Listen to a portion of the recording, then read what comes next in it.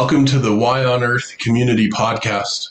I'm your host, Aaron William Perry, and today we're visiting with Jeff Poppen, the author of Barefoot Biodynamics. Hey Jeff, how you doing? Good.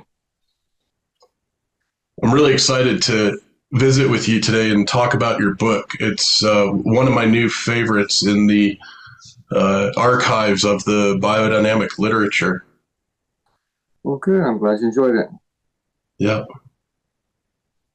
Jeff Poppen, a Midwestern farm boy, helped develop an organic farm and Tennessee homestead in the mid-1970s, and 10 years later began applying biodynamic methods and making the preparations to do so. His livelihood comes primarily from vegetables and cattle grown on the 270-acre Long Hungry Creek farm, where cows, compost, and community keep the land vibrant and productive. Jeff advocates for a more peaceful agriculture by mentoring young farmers and gardeners, along with a bit of lecturing, consulting, hosting events, and facilitating a few new farm enterprises. His style of old-time farming comes from paying close attention to what elder farmers thought, felt, and did, and by studying how farms were managed before agricultural chemicals were first manufactured on a large scale over 100 years ago. Like his animals, he gets his food from the farm. And Jeff, this phrasing, how cows, compost, and community help us understand Rudolf Steiner's agriculture course, which is, of course, the subtitle of your book, is beautiful. It's cows, compost, and community. Can you help kind of frame this up for us and why cows, compost, and community are so important?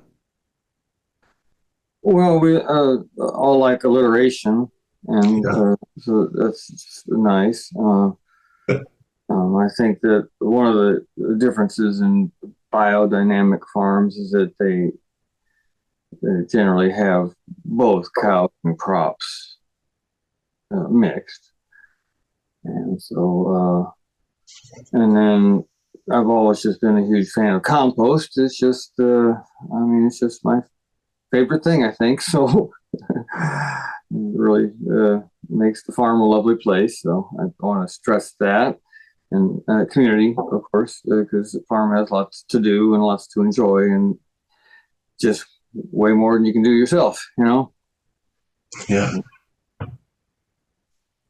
Well, your book has such an effective way of walking the reader through what it seems to me are many of the core and foundational principles and axioms of biodynamic farming. And frankly, like so many of Rudolf Steiner's lectures and writings, it's not the easiest material to approach, right? And the way in which you've unpacked and interpreted Steiner's work is really wonderful. And I'm holding the book up for our audience who are with us checking out the video. This is the book. It's beautiful, published by Chelsea Green Publishing. It's what a great resource.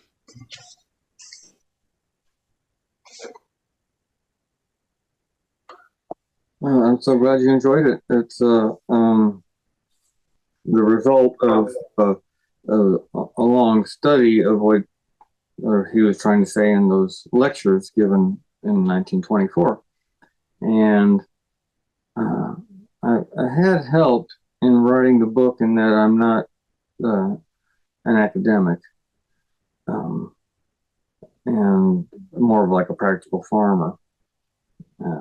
And so when I started writing, was for local people that had about, maybe a grade school education, a little bit of, high school.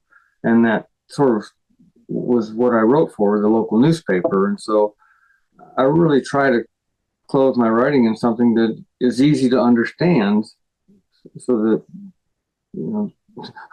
people that I'm around, people can understand it. Yeah. Right. And not use words that people don't know, that kind of thing. Yeah. Yeah. Well, Steiner used a lot of words that I didn't want to use because they didn't have meaning to us. yeah. Well, I so appreciate too how you sprinkle so much humor throughout the book. I'm chuckling every other page. Well, I think I stressed Steiner's view that humor was essential for any kind of enlightenment, and agriculture is sure in need of some enlightenment. Yeah, in every sense of the word, huh? Mm-hmm. One of the things you're doing in the book, and I want to encourage everybody who is gardening and farming and wanting to learn more about biodynamics and the unique tool set that biodynamics provides to us. Uh, One of the things you're doing in your book that I really appreciate is you're presenting and discussing the complex interplay and interaction between various elements and chemical compositions and the complexity of the life itself and the flora, the fauna, the fungi.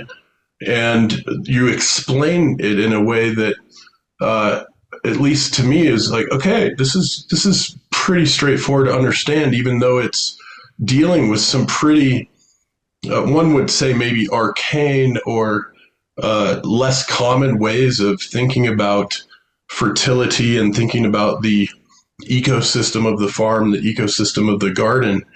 And yeah, it's amazing, right? And obviously Steiner in his work is talking about a lot of aspects of our role as stewards that is not commonplace in conventional modern farming, right? It's what you're doing and what you're writing about is very different from the sort of status quo business as usual of chemical agriculture, isn't it?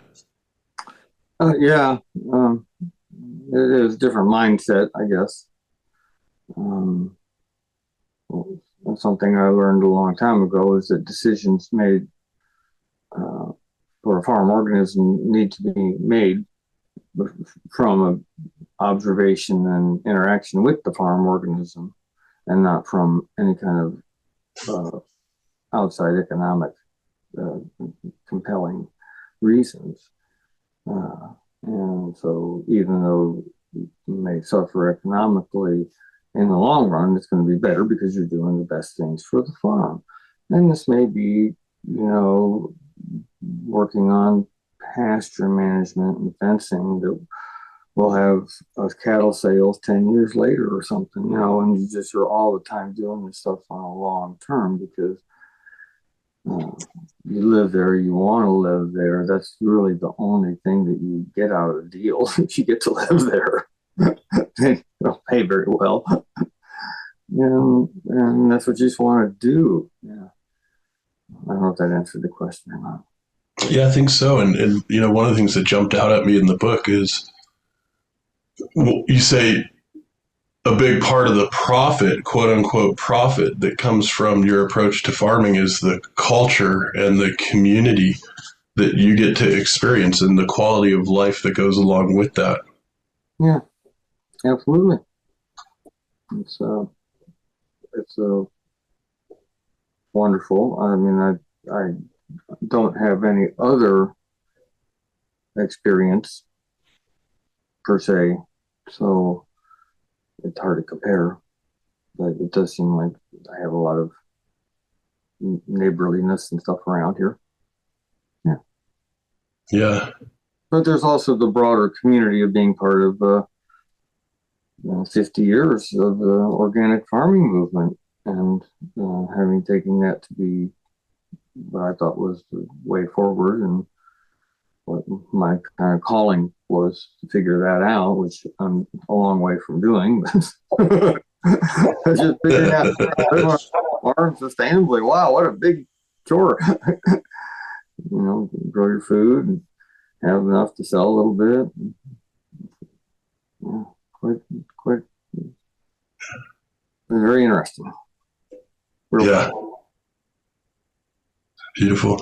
Well, I want to dive into some of the detail around what you call nitrogen and her sisters, different elements and compounds that have very important functions in the farm ecosystem. But before diving into that, I want to ask you, can you frame for us the conventional chemical agricultural approach as sort of this NPK centered uh, inputs from far away, you know, and forms of nitrogen in particular that are actually, in your view, detrimental to the biology and the long term sustainability of the farm ecosystem. Can you just walk us through a little bit what's going on in the chemical and conventional agriculture and how we even got started down that road?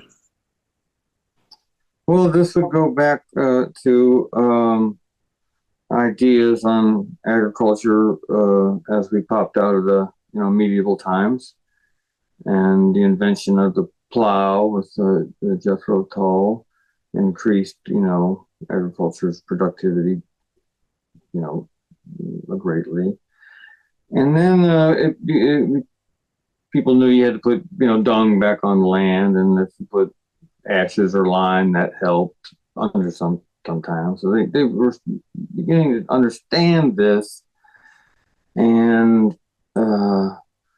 this one of the world's greatest chemists was Julian von Liebig, and he 1840 or so he published this thesis of the water solubility of elements for plant use. And through repeated experiments, determined that there were 17 that were required in the soil, and the other ones weren't necessary for plants to grow. And then out of these, some come from the air and some are in the rocks and this, that, and the other. So then the race was on to figure out, where to find these things and use them for fertilizers. Potassium nitrate was mined. That's what they used for a gunpowder. And there were phosphate mines and calcium mines and this, that. But nitrogen was a little bit hard to find. But they, besides in the caves where the bats had been pooping, they found it in off the coast of Chile, where birds had been pooping. So nitrogen it comes from biological activity, and it's an inert gas in the atmosphere. It's 80% of the atmosphere, but it can't be used. It can only be used after it's gone through like a legume or a animal or something biological. Yeah. The difference between, say, lime and an eggshell. Yeah. The eggshell would be much more available to plants. But back to the water solubility. So this was kind of a new discovery, and they learned that they could take the rock phosphate, and by adding sulfuric acid, they could make it superphosphate, or by adding phosphoric acid, they could make it triple superphosphate. And with the potassium, they could add chlorine, make muriate of potassium by adding chloride, and make it handy to put in bags and ship around and sell. And so that's what was for sale back then.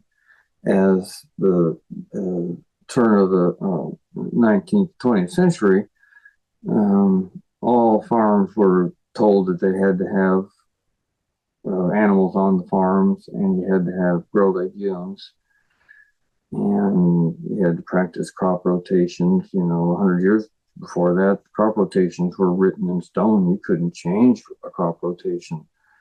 It's something that's been working for a long time. People kept doing it.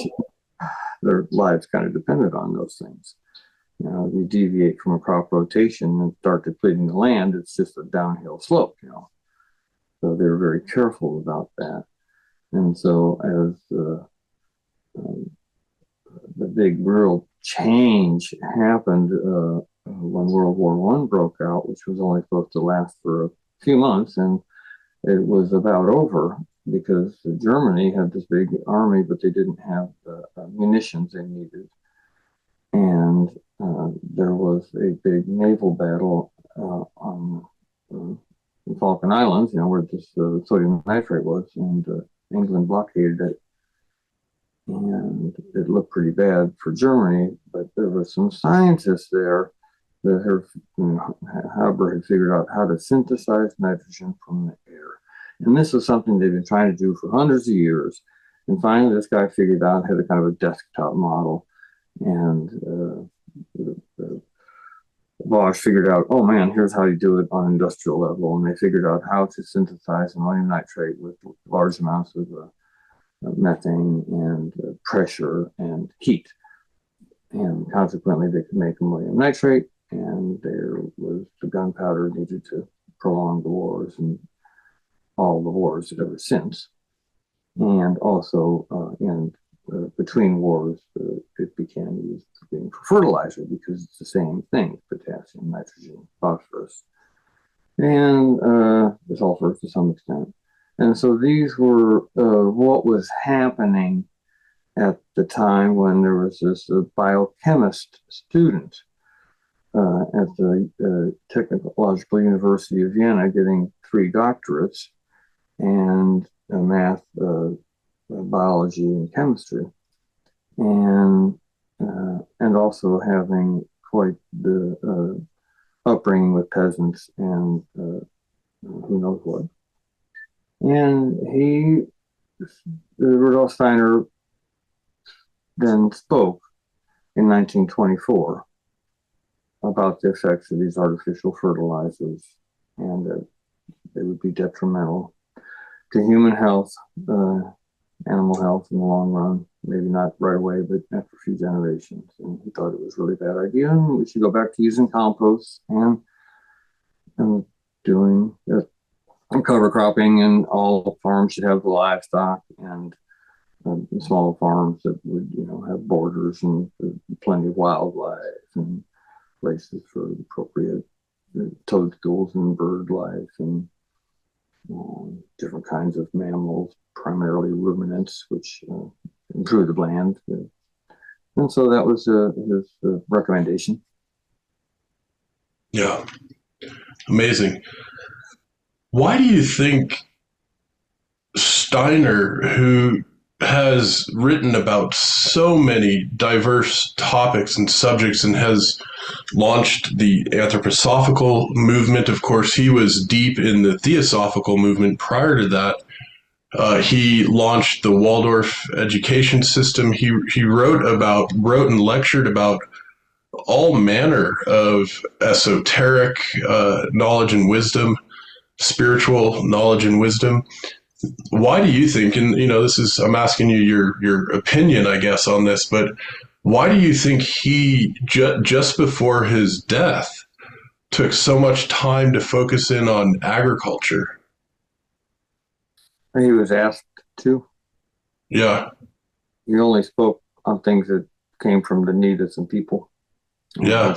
Farmers had asked him about that, just like they did curative education or Waldorf education or light, warmth, many of the different courses, that he gave there towards the end were for specific scientists, working on specific things. And he had some friends that, had just gotten this land, and the whole land question came up, and Steiner put some thought into it. And, we're lucky that he gave those lectures. He intended to give a few more lecture courses, which would have been real interesting. Yeah. But we don't know what else he had up his sleeve. Yeah.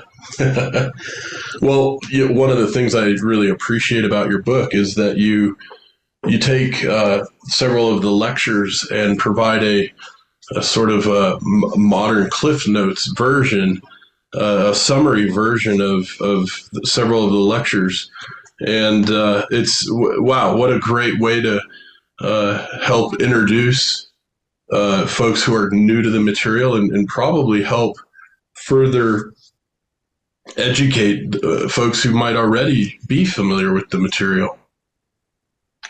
Right. So the last two chapters were kind of a standalone booklet that I was passing around that Hugh Lovell had helped me work with the one part, and then the other part was my study of old time farming, because Rudolf Steiner said, look at how people farmed before all the chemicals, which seemed like a pretty good idea.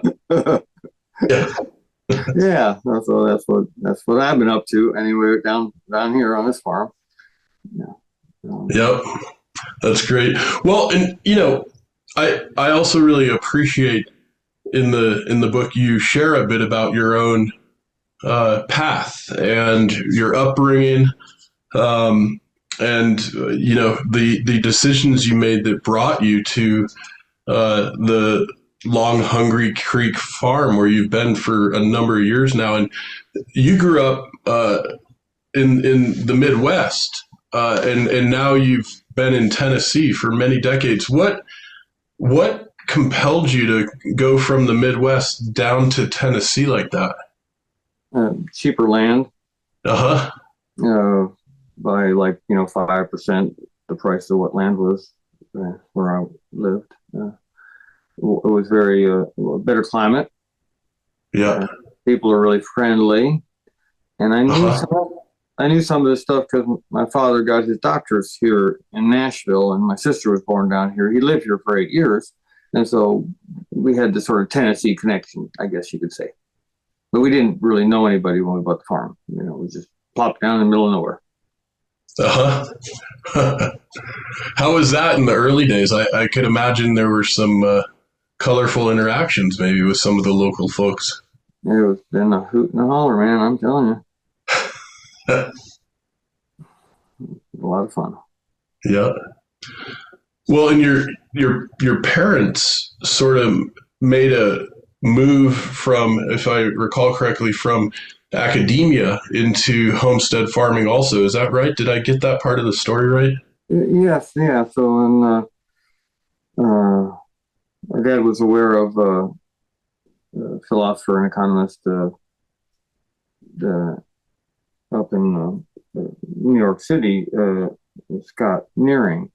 And when Scott took his wife Helen and moved back, my dad thought that might be a pretty good idea.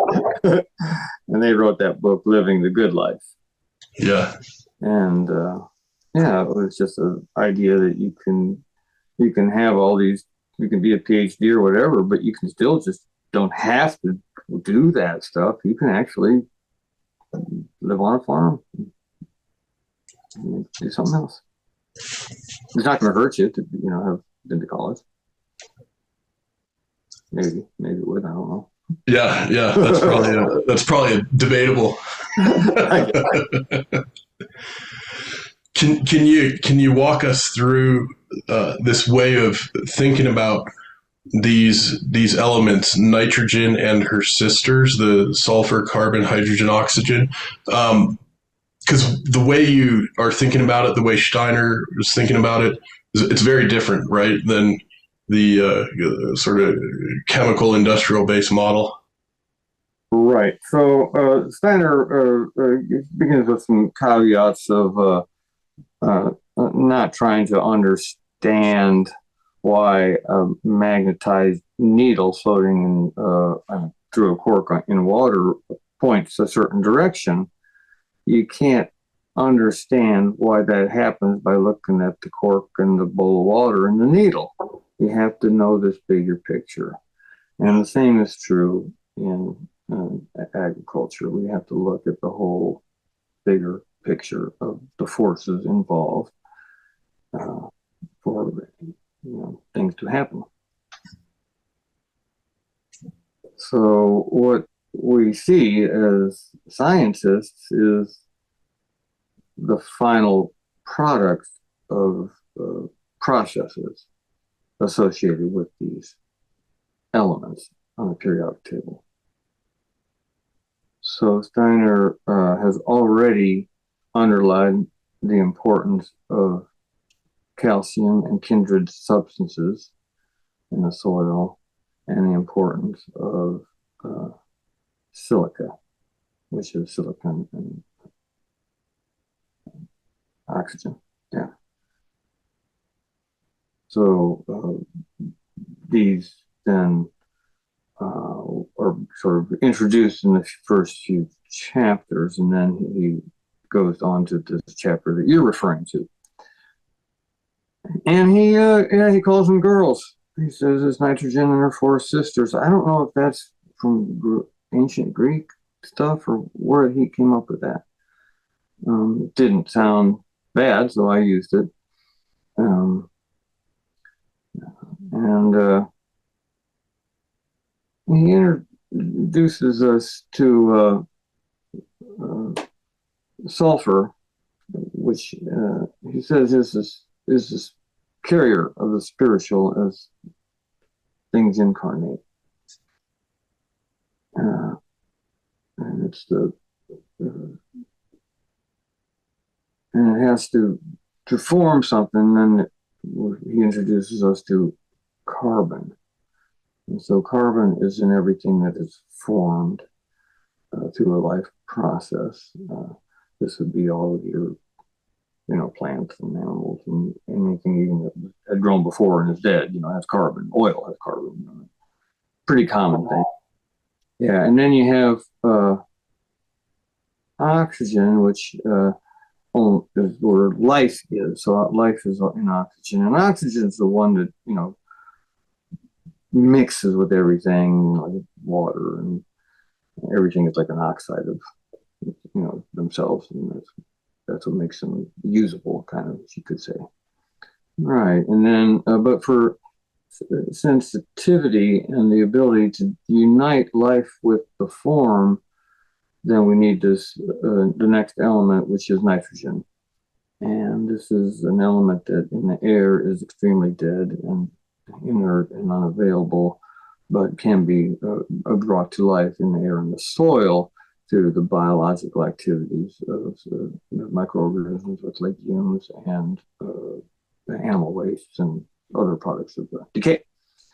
And so then we're also led to sort of an idea that takes this nitrogen to mix these two together, and it sort of unites them similarly to the way our soul works with the spiritual aspect of our thinking and the will forces of what we do to the feeling aspect. And so the next element that he talks about is hydrogen. And this one is what is used when we go all the way into making the protein of a seed, or what when things just dissipate and leave. And so these are just elements. He sort of gives them personalities. Hydrogen, quite interesting in that it's by far the smallest one. It's up there on the corner, but it's the largest one in quantity by a large percent. It's like 90-something% of the universe is hydrogen. And so very light. And nitrogen seems to be the limiting factor for many things, growth, wars, stuff of that nature. A lot of chemical reactions. The sulfur is kind of this little flitting busybody, so it's just right there on the surface, greasing, sulfur and phosphorus. So these light bearers, they kind of keep the wheels all greased, and they have to be present and not used up in large quantities, maybe phosphorus at certain times under certain crop conditions. A lot of that can be recycled through the proper management of the livestock and beddings and crop residue. To the tune where even agricultural scientists working for the USDA, Cyril Hopkins, makes a dramatic quote that I use about besides a little bit of phosphorus, the soils have enough of all these elements to maintain themselves for thousands of years if we do all those things that I just said. It doesn't work otherwise, and we have to have the proper management of the soil as the farm goal, and regard anything as excess is what the farm itself can't eat in forms of livestock or humans, or even maybe the soil. If you might take a cover crop and plow it back in, you're feeding the soil at that point.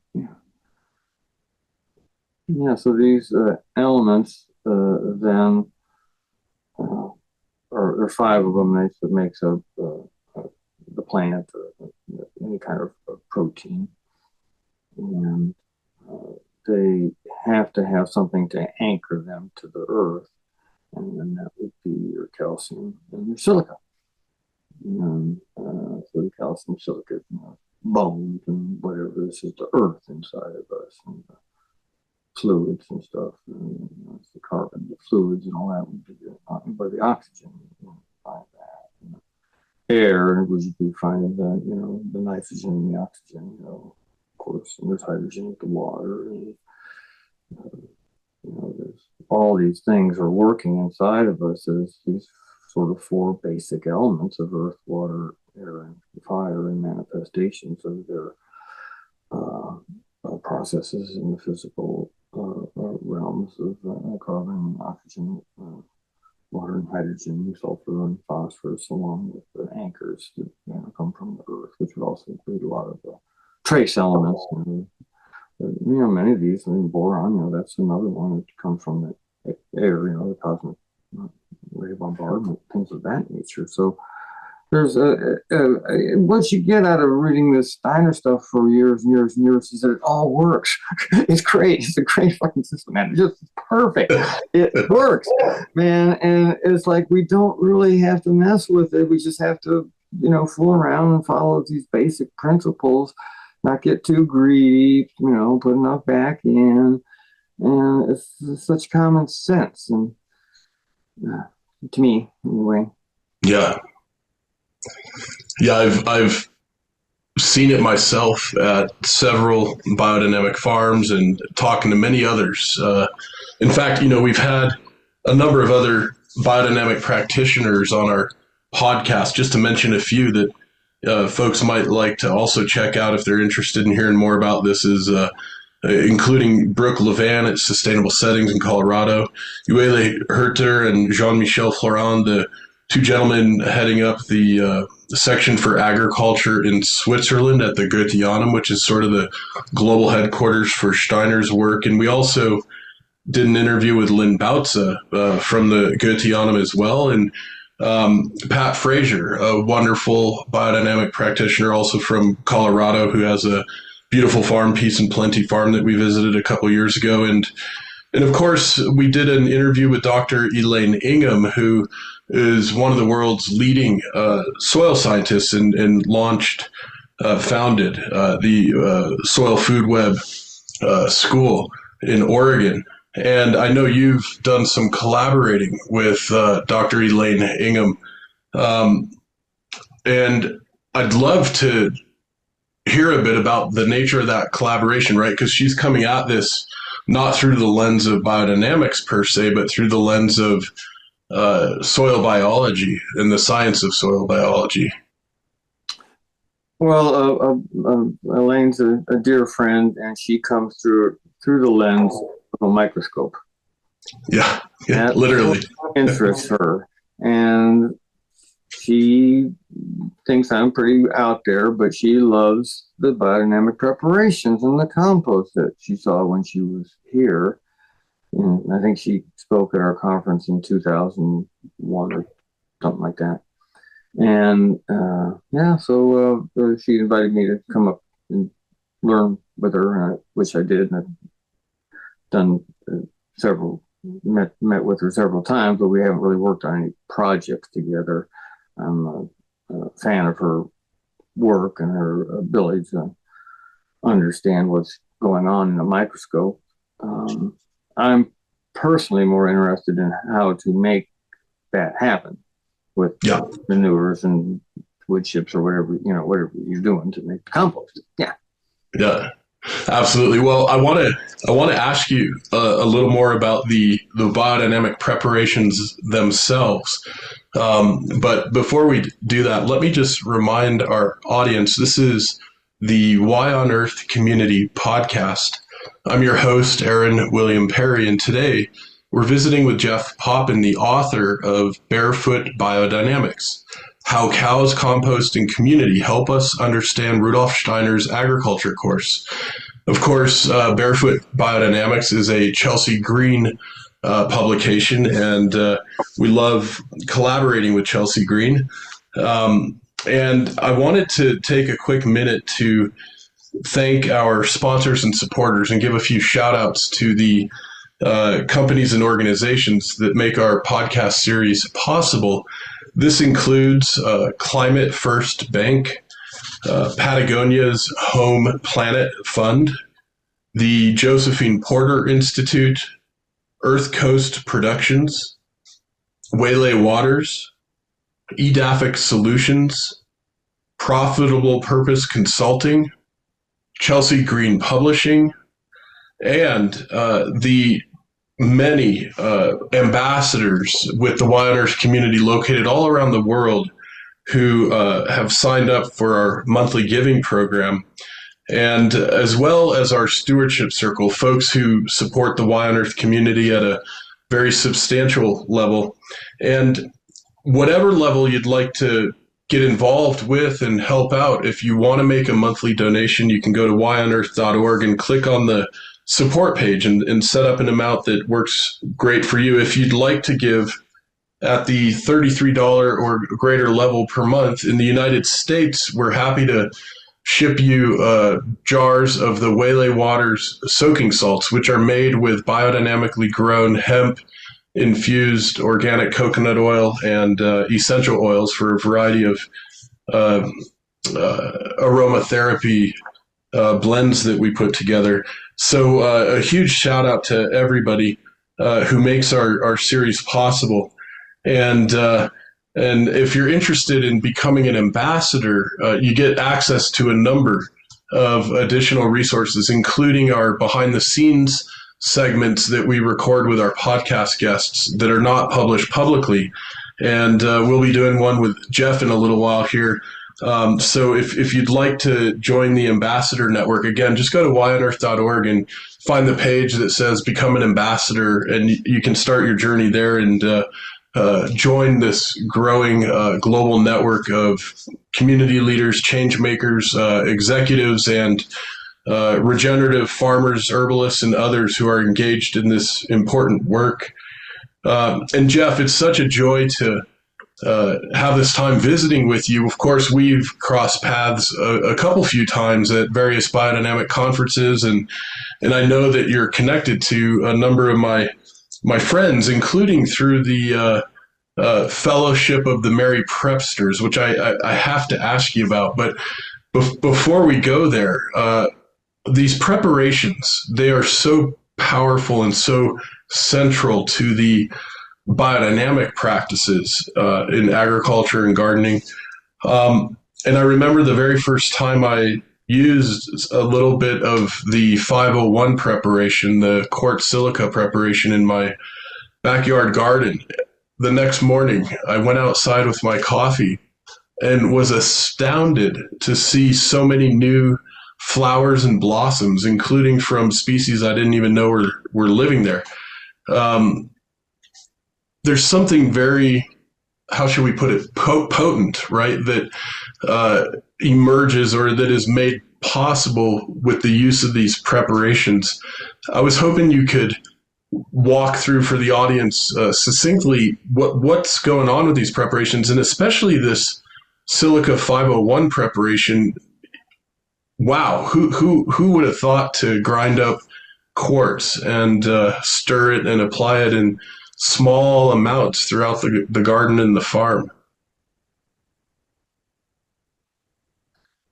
After Steiner gives the first three lectures and introduced the concept of looking at the bigger picture, farm individuality required to with the different kinds of livestock and crops and all that goes with that concept. And then the part about the elements that we just went through, he spent some time elaborating on this in the fourth lecture. And towards the end of it, he recommends that we stick some manure in a cow horn and bury it during the winter and take it out the next year and sprinkle a small amount of the cow horn full over a acre or something of land after we stir it for an hour, and then to balance this process out, which is helping with the humus production and the forces which he described as earth and watery forces that help with digestion and the ability to things to grow and reproduce. We balance it out with another polar force. It's not the Lyme forces associated with the known inner planets, but it would be more of the forces associated with silica and the outer planets. And then so that one we take the quartz crystals and we smash them and grind them, and eventually grinding them to 2 plates of glass to make a powder, and add a little water in it. We bury this one in a cow horn during the summer months and take a small amount of it and stir it for an hour and sprinkle in it. This one we sprinkle on early in the morning as the light and air forces are moisturizing everything. And then the horn manure preparation we stir in the evening, sort of as things are coming down, to balance each other out. And so then he goes on to say that these are homeopathic preparations, and people that have looked into homeopathy might understand how such a small amount of something could make such a difference. But it has to do with the potentizing that happens from the grass of your farm, then it's being eaten by your animals, and it stays in their belly for 14 to 16, 18 days, and it's worked on by myriads of forces having to do with your farm and what's going on there. And then it's excreted in this manure, which we can take this wonderful pudding-like fertilizer thing that makes land way more fertile than the animal even needs to live. And so we get this excess fertility. Well, some of it we just put in the cow horn, which was on the cow and was radiating forces back to the digestive system of the cow. So now it's radiating these forces into this manure in the winter when all the life forces that are above ground in the summer are into the soil. And so this brews in there and is potentized. And then we further potentize it when we pull it up and stir it for an hour. And then we take that liquid and we potentize to dew over our land, with a whisk broom or however you want to do it. And then this then has a homeopathic beneficial effect on the forces that help with the humus production. And the other one works with these the silica forces that have more to do with the keeping qualities and nutrition and that sort of stream of things. And so then at the very end, he's asked something about other manuring practices, and he says that we should go on manuring it before. You're not supposed to change any of the common farming practices that he grew up with back in the late 1800s, 19th century. And these included, all farms had animals, they grew legumes, they were careful with their tillage, they didn't have big giant things, they made sure that the soils were capable of and ready for the crops in the next few years to come, and that kind of thing. Anyway, That's great. I just remembered I have a couple little jars here of some 501 preparation, and this one here, the white powder I'm showing the camera, is from the crushed quartz. We've also been playing around out here in Colorado at a few different farms with working with some other semi-precious gems. And this one here is from crushed peridot or olivine, which of course also has silica in it, along with iron, magnesium, and oxygen. And I'm curious, and maybe we can pick this thread up in our behind the scenes segment together. But I'm curious, Jeff, especially with your involvement in the Fellowship of the Merry Prepsters, right? Which sounds like something out of a Tolkien novel, Lord of the Rings, or something like that. Have you played around much with making the 501 prep with other semi-precious gems and crystals beside the clear quartz? Yes. The first we made was in 1987 using Arkansas crystals, and that seemed like the thing to do. There was a it's a new age thing going on. People were coming back to the farm. They have these crystals from Arkansas, and so we used those. And then of course some from Brazil and other places kind of showed up every now and then. And then after a year or so, it became obvious to me, thinking about this whole self-sufficient farm. Well, we have geodes on the farm which have crystals in them, and so I'm a big fan of just using the quartz crystals that roll down the creeks, on their way to wherever they're going to go. Yeah, so we pick those up and use them. And then as I travel, in North Carolina, I might pick up some that would have granite crystals, and some up in Colorado up there they have what you said. Maybe that I think the one I got was pink. So it was up on a very high mountain. And yeah, I've got it's interesting, but really hard to tell because it's such a qualitative analysis what's actually happening in hardly any agriculture endeavor, but particularly nutrition. I think that biodynamic wines certainly have a reputation, but I don't know if you can say that biodynamic food is more nutritious. It might be in things that are not even measurable. But what we're wanting is an interrelationship of the elements to just be as harmonious as possible, where they can slip in and out of the roles they need to play, hooking up with oxygen, doing some stuff, going back to being just sulfur or whatever, becoming potassium sulfate, going up with plant and coming back down, being something else. They move around like that, and we can facilitate that. A lot of life in the soil, not a lot of compaction, plenty of air, forests with birds and wetlands with mushrooms and all these kinds of things fit into a landscape on a biodynamic farm. And you may not increase the size or the yields, but certainly the quality of life for the farmer. There's lots of different things going on to look at and stuff.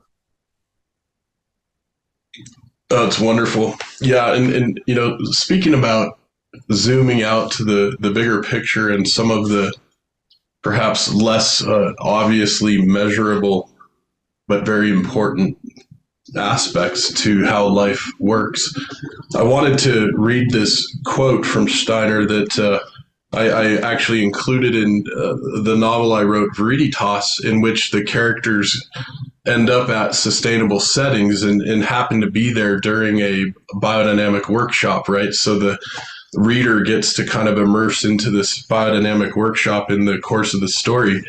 And the quote is this from Steiner. It says, "The most important thing is to make the benefits of our agricultural preparations available to the largest possible areas over the entire earth, so that the earth may be healed and the nutritive quality of its produce improved in every respect.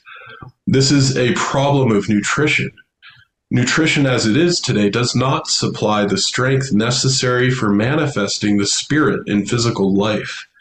A bridge can no longer be built from thinking to will and action. Food plants no longer contain the forces people need for this." And of course, when Steiner gave the agricultural lectures 100 years ago, and the chemical input form of agriculture was just arriving on the scene, and already those who were observing were noticing changes. Steiner here is seemingly speaking about some very important things that probably many of us aren't necessarily associating directly with agriculture and with food and with nutrition, like thinking and will and action. And I know you've done a lot of thinking about this too, Jeff. And I'm curious, what do you think is really at stake here in the world, and why might we be wise as a society to move in the direction of a whole lot more biodynamic agriculture in our communities? Well, food tastes better, better on the land. Kids will eat the vegetables, better. The vegetables taste sweet, they're just more palatable. And I think if people ate more of that kind of stuff, it'd be good for them. Kind of in a bind here with the number of people and all what's going on. And real problem seems to be that you're allowed to synthesize nitrogen and use it to make weapons and fertilizers. And I think that was a little more regulated, then the world would be a lot better off. Yeah, absolutely. Well, it's been such a joy having this conversation with you today, Jeff. And I want to really encourage folks who are interested in learning more about biodynamics and getting more familiar with the biodynamic framework for agriculture and land stewardship and food production to check out Jeff's book, Barefoot Biodynamics. You can get the book at chelseagreen.com. And if you'd like, you can use the code YOE35 for a 35% discount on this book and any other of Chelsea Green's publications, by virtue of being connected with the Y on Earth community. And also, you can find Jeff and a lot more about his farm and his work at barefootfarmer.com. And we'll, of course, include these links in the show notes. But Jeff, before we wrap up the interview and transition to our behind the scenes segment for our ambassadors, I just wanted to ask you, generally an open format, if there's anything else you'd like to share with our audience before we sign off for today. Please, my friend, the floor is yours. Well, I don't think I have anything to add. I think it's important to use the greatest mind possible to figure out this agricultural thing. And we have got to figure out how we can do this. Pull the carbon back out of the atmosphere, mob grazing, intensive gardening, and start getting a need for that food locally. With this whole globalization thing, it's just making money for a few people. It's just really messing up the environment, and we just can do it. And I want people to know that we can do it, but we have to have our will forces. We can't do it unless we have good food, so we can take our good thoughts and good feelings and turn them into some sort of good action. And so, I don't know what to say about getting good food. I've already sold out of, my sweet potatoes and stuff. And I still got some butternut left, but, it's, I don't know what to tell you. You could find some good food, start acting. Beautiful. Well, thanks so much, Jeff. It's been really wonderful visiting with you today. Yeah, thank you. Bye-bye. The Y on Earth Community Stewardship and Sustainability podcast series is hosted by Aaron William Perry, author, thought leader, and executive consultant. The podcast and video recordings are made possible by the generous support of people like you. To sign up as a daily, weekly, or monthly supporter, please visit whyonearth.org/support. Support packages start at just $1 per month. The podcast series is also sponsored by several corporate and organization sponsors. You can get discounts on their products and services using the code WHYONEARTH, all one word with a Y. These sponsors are listed on the whyonearth.org/support page. If you found this particular podcast episode especially insightful, informative, or inspiring, please pass it on and share it with a friend whom you think will also enjoy it. Thank you for tuning in. Thank you for your support. And thank you for being a part of the Why on Earth community.